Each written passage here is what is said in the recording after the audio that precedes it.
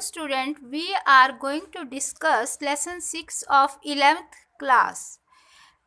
In this lesson, we have done the cash book, simple cash book, 2 column cash book, 3 column cash book और अब हम करने जा रहे हैं simple petty cash book. Simple petty cash book. देखो ये थोड़ी सी ही उससे डिफरेंट है, लगभग ये सेम ही है, इसमें कोई खास चेंज नहीं है. फर्स्ट ऑफ ऑल इसमें हम दिखाते हैं date, particulars, voucher number, ledger folio, amount, फिर date, particulars, ledger folio, voucher number, ledger folio and last amount. ठीक है. In this manner we prepare the simple petty cash book. अब पहले इसके लिए समझ लो कि मतलब इसमें क्या क्या आता है. और फर्स्ट ऑफ ऑल इसमें ज़्यादातर दो मतलब हम कह सकते हैं 2 पर्सन्स के बीच में ये चलता है इसका. जिससे मतलब जो एक होता है हेड कैशियर, ठीक है, किसी भी कंपनी का रख लो, फार्म का हेड कैशियर, और एक होता है पेटी कैशियर. पेटी कैशियर. तो फर्स्ट ऑफ ऑल जो हेड कैशियर है वो पेटी कैशियर को एक कुछ अमाउंट देता है, अमाउंट, और उसी अमाउंट के थ्रू जो पेटी कैशियर है वो मतलब जो भी कुछ चाहिए वो सामान लेता है और उसकी पेमेंट भी करता है उसी अमाउंट में से. ठीक है. उसी अमाउंट में से पेमेंट की जाती है.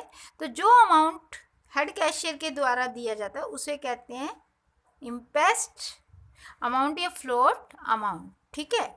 और ये जो कैशियर है वो ही क्या करता है, फिर जो भी पेमेंट की है उसके बेस पे वो एक सिंपल पेटी कैश बुक तैयार करता है और उसको कितना पैसा दिया गया है, वो रिसीव कितना किया है उसने और कितनी पेमेंट की है वो इसमें शो करता है. और बाकी जो बैलेंस होता है उसको वो लौटा देता है. ठीक है. तो इस तरह से सिंपल पेटी कैश बुक तैयार की जाती है किसके द्वारा, पेटी कैशियर के द्वारा. ये हमने सीख ली. अच्छा, इससे रिलेटेड, अच्छा इसमें दो होती हैं, एक सिंपल पेटी कैश होती है और नंबर दूसरी जो बनाते हैं हम उसको कहते हैं हम एनालिटिकल पेटी कैश बुक. ओके. ठीक है रमिता. अब इसमें हम क्या करते हैं, इसमें थोड़ा सा चेंज है. इसमें जो हमने जैसे यहाँ बताया डेबिट का और ये क्रेडिट, ठीक है, लेकिन इसमें ऐसा नहीं है. इसमें हम जो अमाउंट रिसीव करते हैं ना वो यहाँ शो कर देते हैं, अमाउंट रिसीव्ड. ठीक है. ओके. और इसके बाद फिर यहाँ डेट चलती है, particulars, voucher number, ledger folio. उसके बाद यहाँ पे जैसे अमाउंट दिखाना है, लेकिन जैसे पोस्टेज आई है तो पोस्टेज का. ठीक है. मान लो स्टेशनरी है तो स्टेशनरी यहाँ तो हम इकट्ठा दिखा रहे थे सिंपल में, लेकिन जो ये है आपकी पेटी मतलब कि एनालिटिकल पेटी कैश बुक है उसमें हम अलग अलग बनाते हैं सबके. स्टेशनरी हो गया और इसके अलावा जैसे टेलीग्राम, ठीक है, टेलीग्राम हो गया, रिफ्रेशमेंट हो गया. तो इस तरह अलग अलग अमाउंट इनके शो करते हैं. तो ये आपकी आ गई एनालिटिकल पेटी कैश बुक. ठीक है. अब नेक्स्ट हम करने जा रहे हैं एक क्वेश्चन. ठीक है. हमारा क्वेश्चन नंबर है 20. Look at this 20. सभी स्टूडेंट ध्यान से देखेंगे इसको और इसके बेस पे फिर आप नेक्स्ट क्वेश्चन भी करेंगे जो सिंपल पेटी कैश बुक के हैं. पहले आप वो समझ लीजिए. Amount, first of all you write date, particulars, voucher number, ledger folio, amount, date, particulars, voucher number, ledger folio. ठीक है, okay student. Date, particulars, voucher number, ledger folio, amount. Okay, next date, particulars,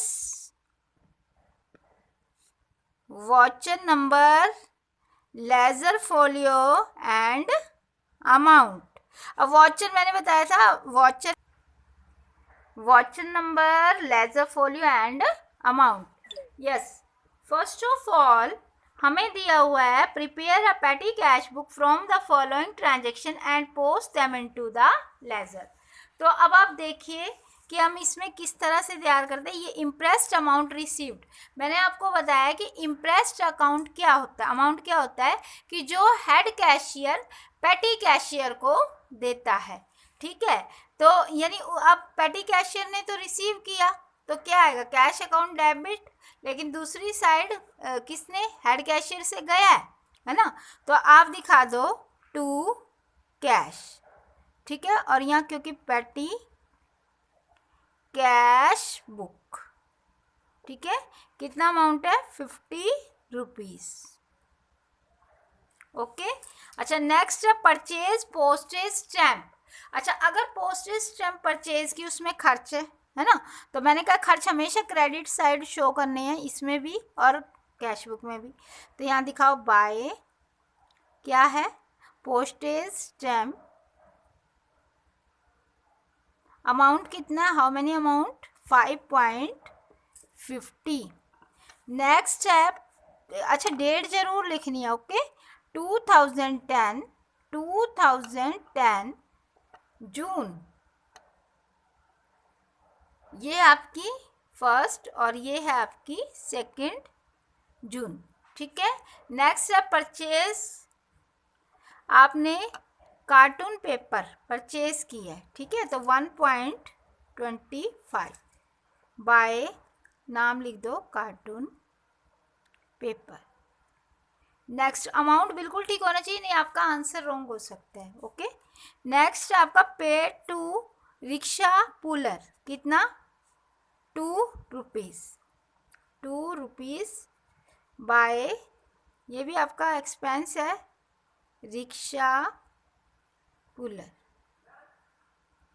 ठीक है, next 7.50 आपने payment की है purchase envelope, envelope के लिए, तो by envelope, how many amount, 7.50। Next आपका आता है paid for refreshment 2.50 by refreshment 2.50। Next है 2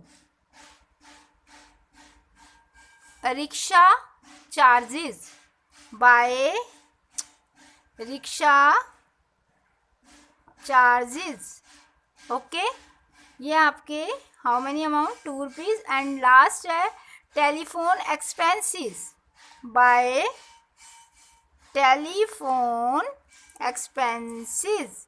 आप इसे चाहो तो टू बैलेंस भी लिख सकते हो, जरूरी नहीं है, to balance brought down, means आपके पास इतना बैलेंस आया था। ठीक है, दोनों ही ठीक है। अब इसका आपने करना है टोटल। ठीक है, ये आप इसका पूरा टोटल करो और इसमें से लेस कर दो, जो आएगा उसको यहाँ दिखा दोगे बाय बैलेंस, ये ब्रॉड डाउन जो पैसा मिला था उसमें, और यहाँ कैरी डाउन में आ जाएगा।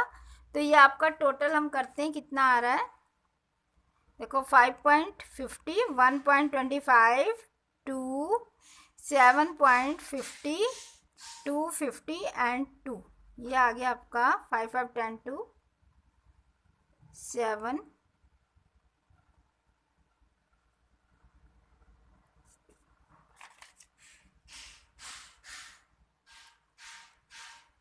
ठीक है, 6, 7, 8, 9, 10, 11, 12, 13, 13 और 7, 20। हाउ मेनी अमाउंट, अच्छा, अब इसको लेस कर दो, कितने में से?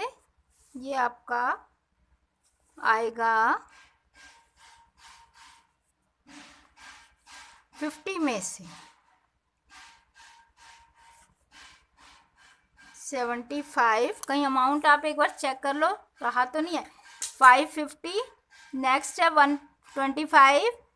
अच्छा, एक अमाउंट आपका 2 है, फिर 7.50 है, 2.50 है, 2 है, और एक अमाउंट और था आपका 4, वो मैंने यहाँ लिखा नहीं है, 4।